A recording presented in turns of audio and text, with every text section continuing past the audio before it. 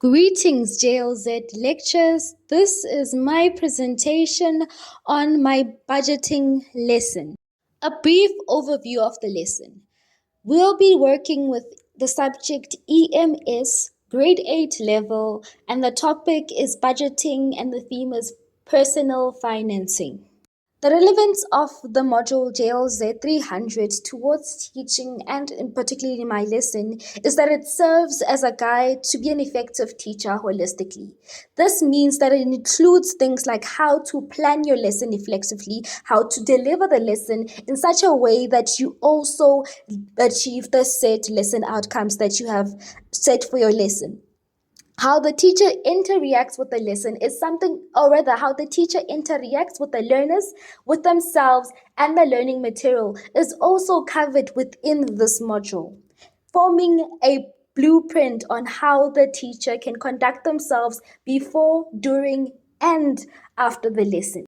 I link my lesson to instructional communication in two ways. The first thing, I applied effective questioning skills, that being a key characteristic of instructional communication. How I do that is through a classroom discussion, which is an activity 1. It allows the teacher to engage with the learners on the spot, and that also means that the learners get on the spot feedback. That is quite important when it comes to instructional communication. But secondly, I imply teacher clarity. This is applied through the lesson structure.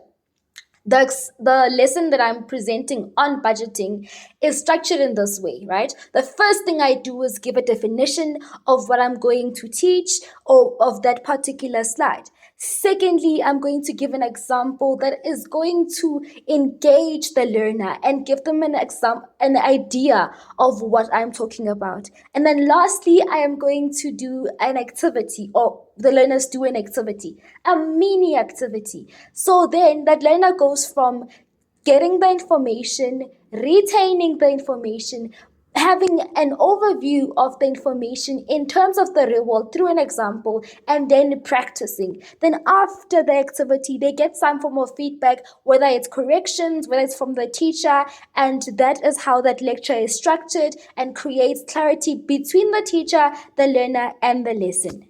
Important part of the lesson that I needed to bring into this presentation is the lesson outcomes. I have 2 lesson outcomes that make sure that the learners retain all the information they need with regards to budgeting at their level, the grade 8 level. The first one being that learners should be able to prepare a simple budget on their own by calculating an income and expense and savings. Secondly, the learner should be able to explain the concepts of budgeting and discuss the importance of it. And this is going to also be done through the characterizations of an expense, an income, a need, and a want. Now, how do I link my class as a social space? Firstly, my lesson starts on a social note. It starts with a prompt where I give my learners 200 rands worth of Monopoly money, and they have to tell me how they would have spent it according to their everyday life. The purpose of this is to get the learners to think about money in the real world or context, but also this touches on the idea of the learner's culture and their diversity, right? Creating a sense of inclusivity towards the learners and creating a respectful environment where the learners get to see the different variances between the learners. Again, the lesson starts on a point where it stimulates and role plays, right? In essence, encourages social learning and gives the learners a chance to actually engage the work and engage each other in terms of learning.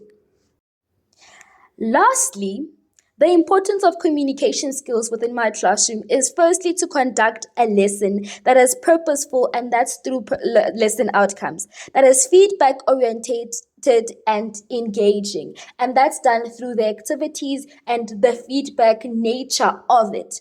Secondly, it's to maximize time through structured lessons and sitting arrangement. Although I have explained how my lesson is structured, it's structured in such a way that it is explained, the work is explained, I give examples, and then there's an activity. But the sitting arrangement is something that I haven't put in my lesson plan, but it conducive towards this learning. So the sitting arrangement should be in such a way that is going to allow for learners to communicate with each other and engage with each other. The challenges I believe I might have within this lesson is that my learners have varied personalities, skills, knowledge. And that means that every learner's learning needs might not be, or rather, might be hard to meet. And how I plan to overcome that is through the three activities that I have. The three different activities that I have different focus points that aims to gauge at learners' learning points, right? The ways that they learn. What do I mean by this? I mean, for example, I have a discussion-based activity, and that might gauge or touch the learning needs of learners who learn through social learning and constructivism. I also have an activity where the learners have to see what the teacher does, repeat, and then work on their own, and that is for visual learners. That's for also for learners who learn through repetition, right? And that's how I plan on overcoming the challenges within that classroom. Okay, so this was my lesson on budgeting for my grade 8 class, and I've shown you in this presentation how I applied JLZ300 concept within my classroom. Thank you so much.